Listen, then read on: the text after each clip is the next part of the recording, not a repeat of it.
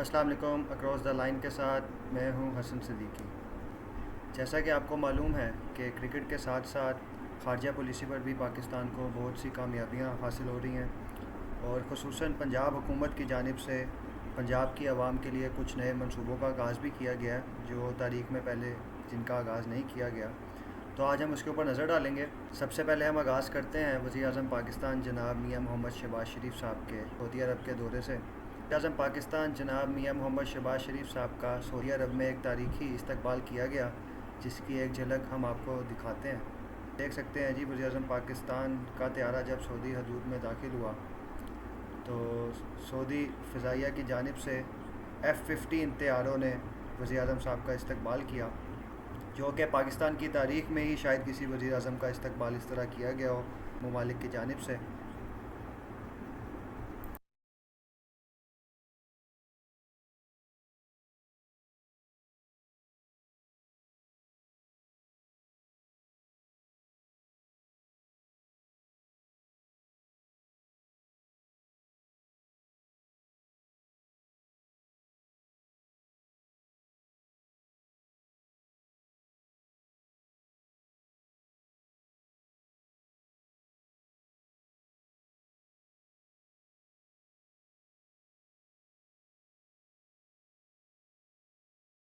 ये एक तस्वीर है, ये भी आप देख सकते हैं, जो ये पाकिस्तान की कामयाब खारजा पॉलिसी का नतीजा है। और ख़ुसूसन पाक भारत जंग के बाद पाकिस्तान दुनिया में पाकिस्तान ने एक नाम कमाया है और पाकिस्तान ने खारजा पॉलिसी को काफ़ी बेहतर अंदाज में अपना मुकदमा भी दुनिया के सामने लड़ा है। आज आप लोग भी देख सकते हैं कि दुनिया में भी पाकिस्तान का नाम सर चढ़कर बोल रहा है, चाहे वो अमरीकी सदर डोनाल्ड ट्रंप हो, चाहे वो चीनी सदर शी जिनपिंग हो। वज़ीर आज़म पाकिस्तान का पर्पल कारपेट के ऊपर इस्तकबाल किया गया और इससे पहले सऊदी अरब की जानिब से डोनाल्ड ट्रंप का सिर्फ इस्तकबाल किया गया था पर्पल कारपेट के ऊपर। और आज ये बेशते पाकिस्तानी हमारे लिए एक बड़े ऑनर की बात है। तो पाकिस्तान के लिए खारजा पॉलिसी के ऊपर तो काफ़ी अच्छी खबरें आ रही हैं और हम उम्मीद भी करते हैं कि इन फ्यूचर हमारे मुल्क की तरक्की में एक बड़ा अहम किरदार अदा होगा इस चीज़ का। खारजा पॉलिसी के मुतल्लिक़ पाकिस्तान के लिए बहुत अच्छी खबरें भी आ रही हैं दीगर ममालिक से और हम उम्मीद भी करते हैं कि इन फ्यूचर जो ख़बरें मस्बत आ रही हैं ये हमारी पाकिस्तान की मईशत और ख़ुसूसन पाकिस्तान की आवाम के लिए एक बेहतरीन नतीजा का बाइस बनेगी। अब हम पंजाब हुकूमत और वज़ीर आला पंजाब की कारकर्दगी के ऊपर बात करते हैं। पंजाब हुकूमत की जानिब से लिए गए इक़दामात पर नज़र डालते हैं। वज़ीर आला पंजाब ने गुज़िश्ता एक हफ़्ते के अंदर वज़ीराबाद, मियांवाली और सरगोदा की आवाम के लिए ग्रीन इलेक्ट्रिक बस सर्विस का आगाज़ किया है, जिसके ज़रिए रोज़ाना की बुनियाद पर आवाम मुस्तफ़ीद होंगे और उन्हें एक कम्फ़र्टेबल ट्रांसपोर्ट की फ़ैसिलिटीज़ मुयस्सर होंगी। ये वो अज़ला हैं जिनमें पाकिस्तान की तारीख़ में पहले भी कभी किसी हुकूमत की जानिब से ट्रांसपोर्टेशन मुहैया नहीं की गई। वज़ीर आला पंजाब का अज़म है कि पूरे पंजाब में जितने भी अज़ला हैं जिनको पहले मुयस्सर नहीं थी ट्रांसपोर्टेशन की फ़ैसिलिटीज़, उनको फ़ैसिलिटीज़ मुहैया की जाएँ। और ग्रीन इलेक्ट्रिक बसेस में सफ़र करने वालों के लिए किराया सिर्फ 20 रुपये है। जो ख़वातीन हैं, जो तालिब इल्म हैं और जो बुज़ुर्ग अफराद हैं उनके लिए बिल्कुल मुफ्त सवारी है। देखते हैं जी किस तरह वज़ीर आला पंजाब का मुख्तलिफ़ शहरों में इस्तकबाल किया जा रहा है। कुछ हमारे हुक्मरान थे जो कहते थे कि जब ये अवाम में निकलेंगे तो अवाम इनका जूतों और अंडों से इस्तकबाल करेगी। और ये आप देख सकते हैं वज़ीर आला पंजाब मुख्तलिफ़ शहरों का दौरा किया है इन्होंने ग्रीन इलेक्ट्रिक बस सर्विस का इफ्तिताह के लिए, और अवाम किस तरह फूलों की पत्तियों से इनका इस्तकबाल कर रही है। ज़ाहिर है कि जब 1.5 साल के अंदर आप पंजाब का नक्शा बदल कर रख दें, 100 से ज़ायद मनसूबों का आगाज़ कर दें, तो अवाम भी फिर इस तरह का ही आपका इस्तकबाल करेगी, इस तरह का ही रद्द अमल देगी। और हम उम्मीद करते हैं कि पंजाब की तरह दीगर सूबों में भी मनसूबों का आगाज़ किया जाएगा। और हम बेइज्जत पाकिस्तानी, हमारी भी ख्वाहिश है कि पंजाब के अलावा दीगर जो सूबे हैं, जो हमारे बहन भाई, जो हमारे शहरी दूसरे शहरों में भी मौजूद हैं, वो भी इस तरह की ट्रांसपोर्टेशन फ़ैसिलिटीज़, इस तरह के इंफ्रास्ट्रक्चर से मुस्तफ़ीद हो सकें। वज़ीर आला पंजाब की जानिब से कल एक तारीख़ी मनसूबे का आगाज़ किया गया, जो उनका दौरा चीन था, वो एक बड़ा मस्बत नताइज सामने लेकर आया है। वज़ीर-ए-आला पंजाब ने कल पाकिस्तान की पहली कैंसर ट्रीटमेंट मशीन मुतारिफ़ करवाई है। ये वो कैंसर ट्रीटमेंट मशीन है जिसके ज़रिए 60 मिनट के अंदर कैंसर का ख़ात्मा जिस्म से किया जाएगा, बग़ैर किसी सर्जरी के, बग़ैर किसी कीमोथेरेपी के कैंसर का एक कामयाब ऑपरेशन किया जा सकेगा। इसके 2 मराइल हैं। पहले मरहले के अंदर -190 डिग्री सेल्सियस के ऊपर ट्यूमर को फ़िक्स किया जाएगा और कुछ दिनों के बाद उसी ट्यूमर को 80 डिग्री सेल्सियस के ऊपर जलाया जाएगा और जो उसके सेल्स हैं उसको मुकम्मल तौर पर डैमेज कर दिया जाएगा। बगैर किसी सर्जरी, बगैर किसी कट और बगैर किसी कीमोथेरेपी के एक बेहतरीन ज़रिया है इस कैंसर को मिटाने का। पंजाब में अब तक 5 मरीज़ों का कामयाब इलाज किया जा चुका है। ये मशीन अभी सिर्फ मेयो अस्पताल लाहौर में मौजूद है और वज़ीर-ए-आला पंजाब ने कल ऐलान भी किया है कि वो इस मशीन को के लिए और पंजाब के दीगर अजला में भी फराहम करेंगी, जिसके ज़रिए एक बेहतरीन अंदाज में कैंसर का ट्रीटमेंट किया जा सकेगा। अब हम बात करते हैं क्रिकेट की। एशिया कप की 4 टीमें फ़ाइनल हो चुकी हैं सुपर 4 मरहले के लिए, जिसमें है श्रीलंका है, बांग्लादेश है, पाकिस्तान है और बीजेपी है। बीजेपी मैंने इसलिए कहा है क्योंकि इंडियन क्रिकेट टीम कहना नामुनासिब है, क्योंकि बीजेपी ही और ख़ुसूसन नरेंद्र मोदी ही इस टीम को चला रहे हैं। जो भी फ़ैसले हैं वो उनकी हुकूमत ही करती है और उसी पर अमल दरामद टीम मैनेजमेंट कर लेती है। जो रवैया इंडियन क्रिकेट टीम की जानिब से पाक भारत मैच के ऊपर अपनाया गया, ये काबिल मज़म्मत है।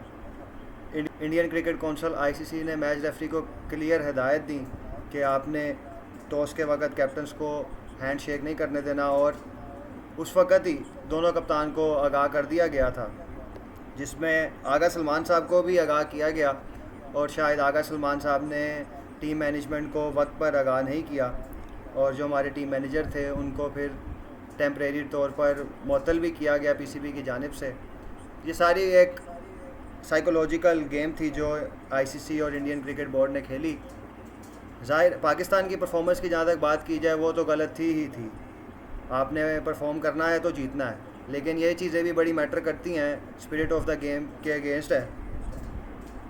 बट उसके बाद हम सब ने देखा कि किस तरह ICC पाकिस्तानी क्रिकेट बोर्ड ने इसका मुकदमा लड़ा और एक बड़ा अच्छा बात है कि आपने अपना प्रोटेस्ट रेस किया, अपना कंसर्न बताया ICC को कि आज अगर इस मैच में अगर ये किया जा रहा है तो कल को दोबारा भी ये किया जा सकता है।